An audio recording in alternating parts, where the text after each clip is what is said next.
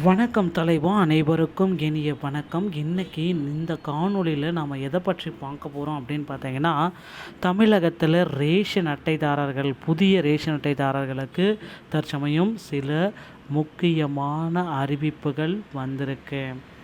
So என்ன அப்படின்றத எல்லாமே இந்த ஒரு வீடியோ தொகுப்பில் நம்ம பார்க்கலாம்.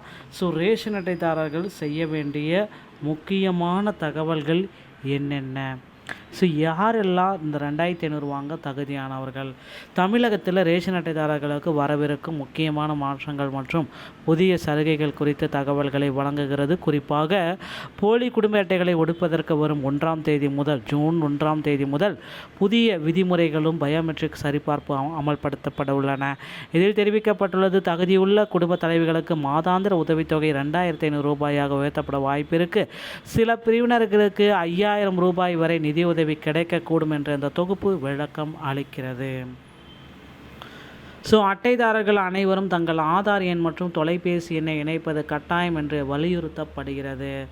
மேலும் பொருட்கள் விநியோகத்தில் முறைகேடுகளை தவிர்க்க கடைகளில் சிசிடிவி கேமராக்கள் பொருத்தப்பட உள்ளன. ஒரே நாடு ஒரே ரேஷன் திட்டத்தின் நன்மைகள் குறித்தும் இந்த ஆதாரம் விளக்குகிறது. இதன் மூலம் அரசு வழங்கும் சலுகைகள் அனைத்தும் முறையாக ஏழை எளிய மக்களுக்கு சென்றடைவதை உறுதி செய்ய நடவடிக்கை எடுக்கப்பட்டுள்ளது.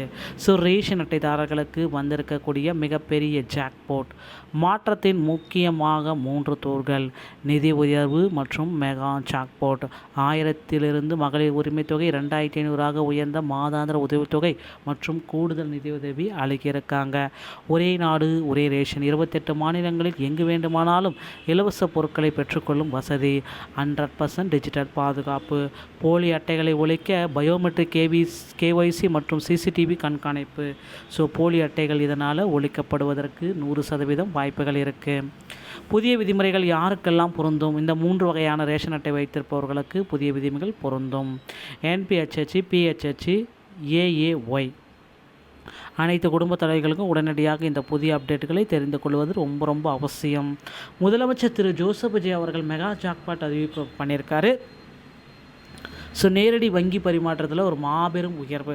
ஸோ மகளிர் உரிமை தொகை இந்த மே மாதம் 15ஆம் தேதி 1000 ரூபாய் உங்கள் அக்கௌண்ட்டுக்கு கிரெடிட் ஆகிடுச்சு.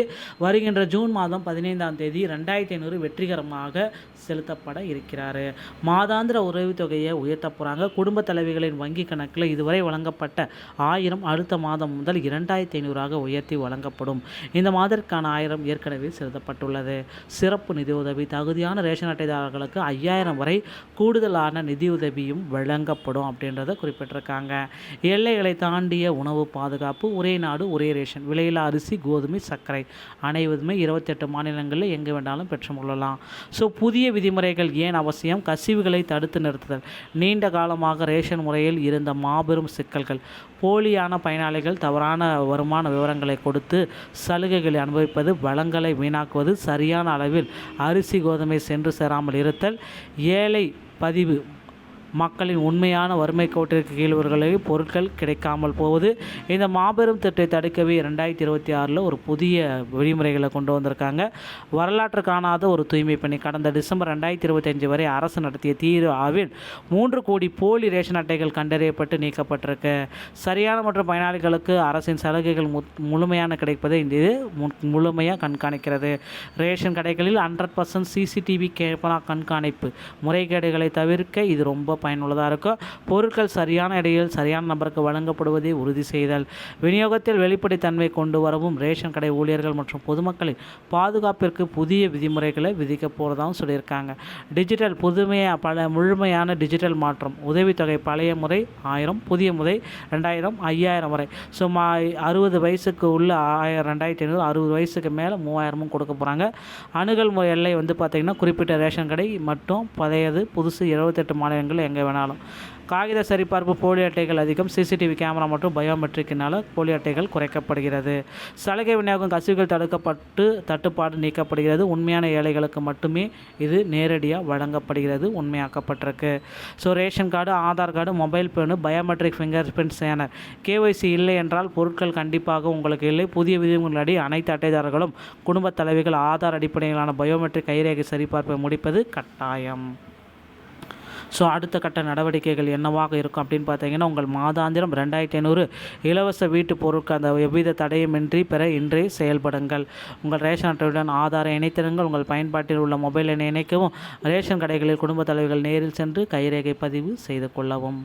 ஸோ கண்டிப்பாக இந்த தகவல் உங்களுக்கு பிடிச்சுன்னு நினைக்கிறேன். இந்த வீடியோ பிடிச்சிருந்தா நீங்கள் நம்மளுடைய சேனலோட இணைந்திருங்கள். மீண்டும் ஒரு நல்ல தகவலோடு நான் உங்களை சந்திக்கிறேன். நன்றி, வணக்கம், தேங்க்யூ.